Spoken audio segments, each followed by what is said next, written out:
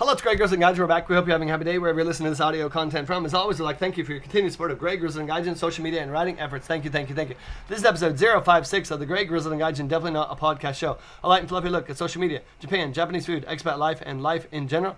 As always, your retweets of this and all the wonderful content that we actively tweet and retweet out on Craig Hoffman 11 is appreciated. Thank you in advance for helping us get the good word out about Greg Grizzly and Gaijin. Welcome back. Another good show today, I hope. We're talking about overestimating your value and underestimating your value in blogging, writing, social media, and content creation. I'm in a lot of social media groups, big on Twitter in the community, especially the Japan content creator community. I try hard to connect with the people, the movers, the shakers, the hard workers, the people with dreams. I'm also in some novice and beginner kind of blogger and writer groups. And blogging and writing kind of merge at some point. There's a lot of aspiring writers who think blogging is the way to make a buck. And there's a lot of bloggers who don't really perhaps have much interest in blogging per se, but they think it's a good way to get into the writing world. And both sides are pretty true if you're willing to be patient. But of course, there's opportunity where people can ask for feedback and criticism. And somebody wrote the other day, quote, Craig, you're pretty candid with your feedback. And that's basically, Craig, you're a jerk, right? Let's be honest. And I wrote back, it's nothing personal. But when you ask me what would I do or what should I do, please, then I offer advice. And you can take it or leave it, right? I'm not the one asking the questions. And I guess perhaps it's because I grew up studying music that I don't really do that whole sandwich thing where I say something good, something bad, and something good again. Especially with adults. Especially for people who really have dreams of making real money in writing, blogging, and content creation. This isn't kindergarten. There are no grade cards. It's not school. So if I step on your feelings in an effort to help you, that's just the way it goes. And again, you can like it or lump it. I'm not the one asking the questions.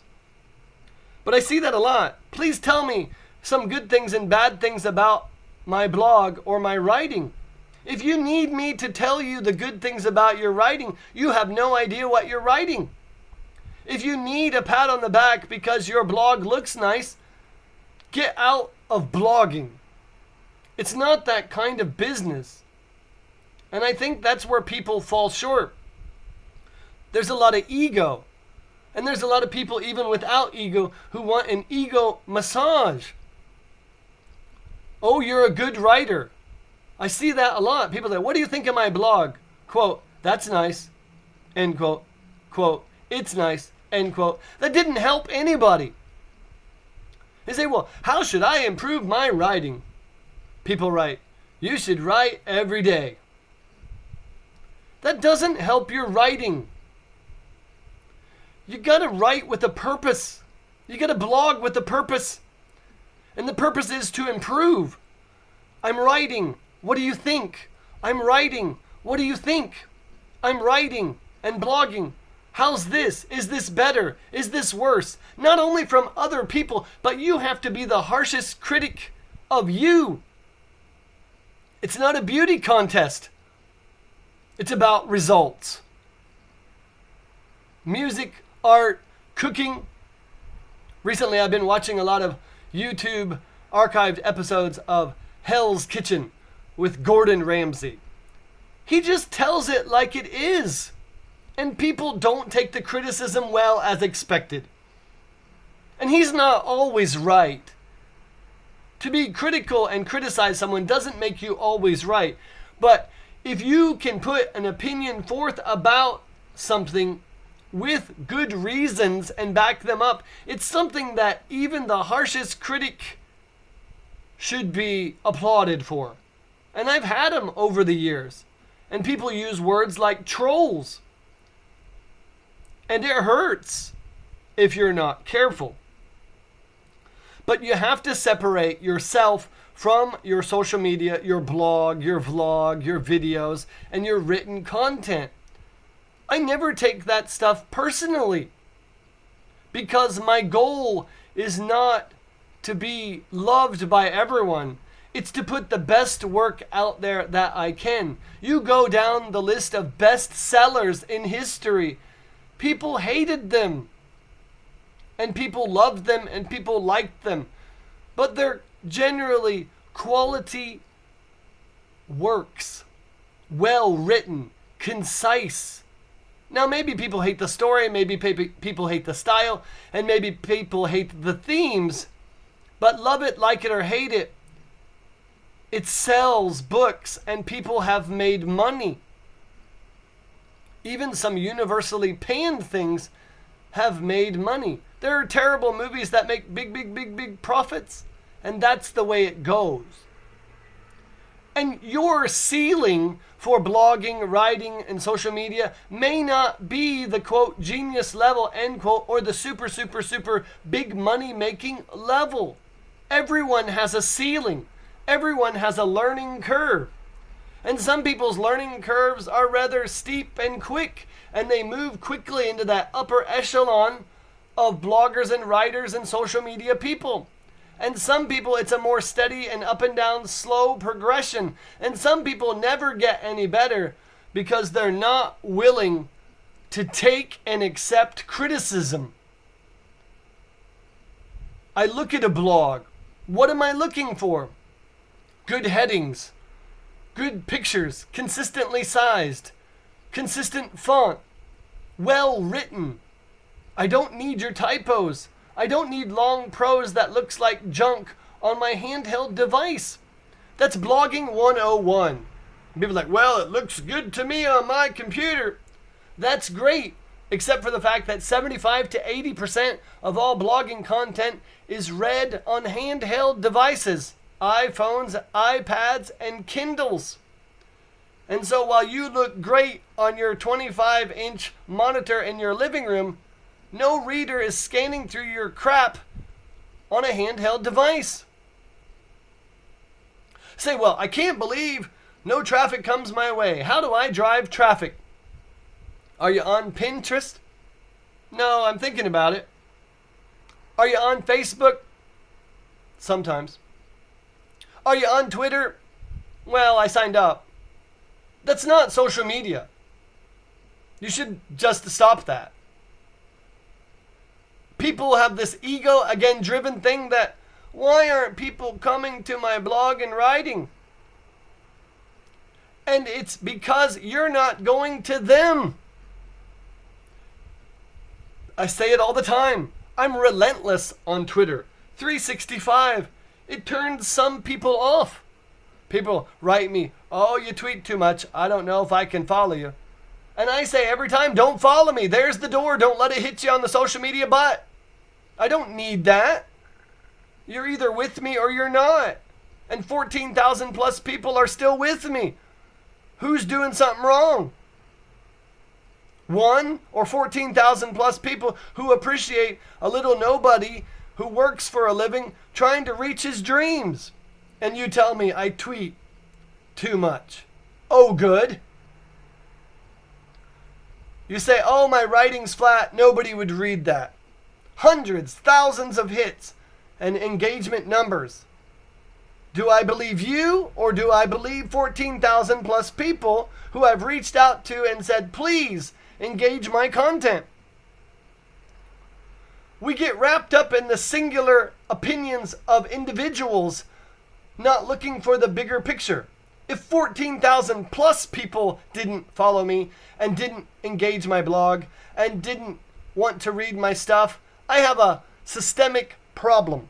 If one or two people say, Craig, this is the worst book I've ever read in my life, I'm okay with that. I didn't write it for that person.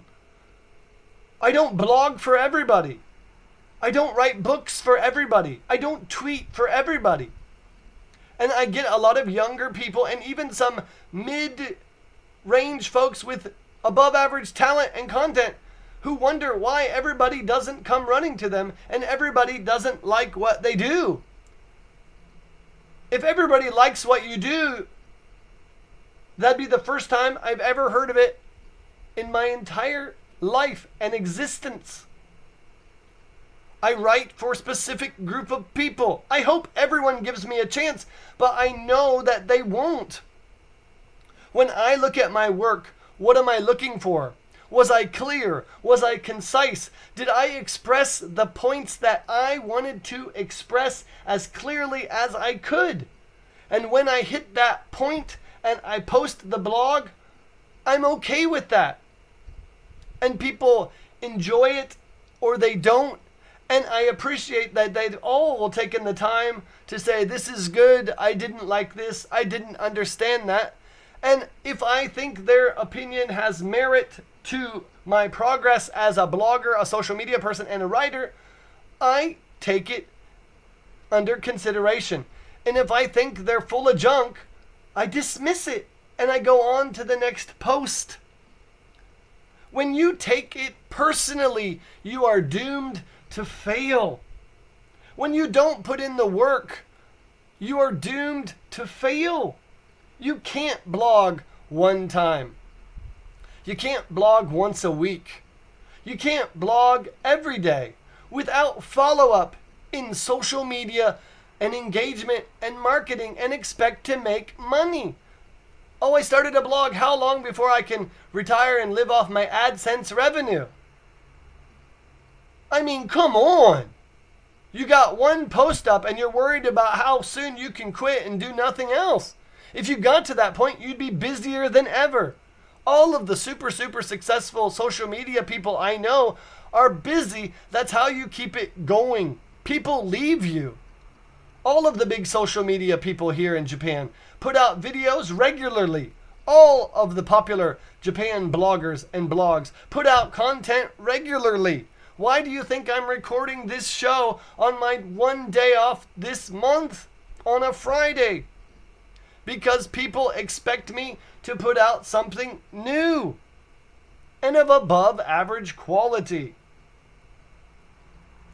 But I get a lot of people, they kind of throw their hands up and say, I'm done. You're not done. You didn't start. Really, you never started. Oh, well, I've been at it for 2 years. I can't believe nobody followed my blog. It takes 2 years just for people to know who you are, let alone give you an opportunity to entertain them with your content.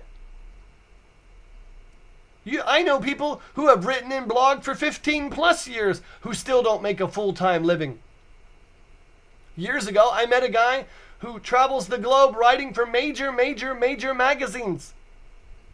Major magazines, major features. And the first thing he said, do you know anybody looking for a freelancer? I mean, he makes basically a nearly full-time living writing for major publications. We met, he knew I was a writer, I was writing for people, and the first thing he asked me was, do you know anybody looking for a freelance writer? That's how you get it. I told one guy this week, you have to knock on every door. You can't knock on 10 doors, get 0 answer, I'm done. Successful writing and blogging and social media is modern virtual door-to-door sales. I knock on everyone's door. I knock again and again and again and again. And yes, people ignore me. And yes, people don't open the door. And yes, people turn off the lights and run away.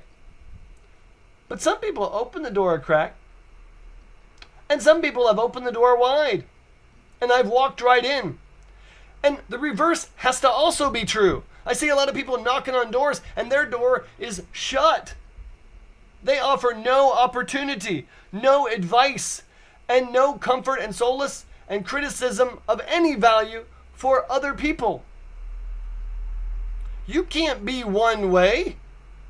But I see that a lot. How can you help me? And if I had a nickel for every person that asked me that, I wouldn't have to work. But the reverse, Craig, here's an opportunity for you. I'd have about 20 people in the last 2.5 years who have legitimately reached back and said, Craig, here's an opportunity for you. And that's how it works. It's sad. 99% of your effort goes out and you might get 1%. So your effort better be supernova to get something tangible back for your writing and blogging and social media trajectory to trend up. Too many people, bloggers and writers and social media people, sitting on their hands waiting for manna from heaven to fall upon their head and make their life easy.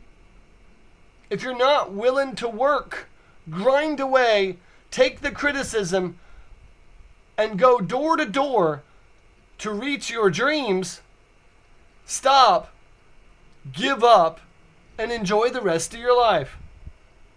That's it. And have a great, great day.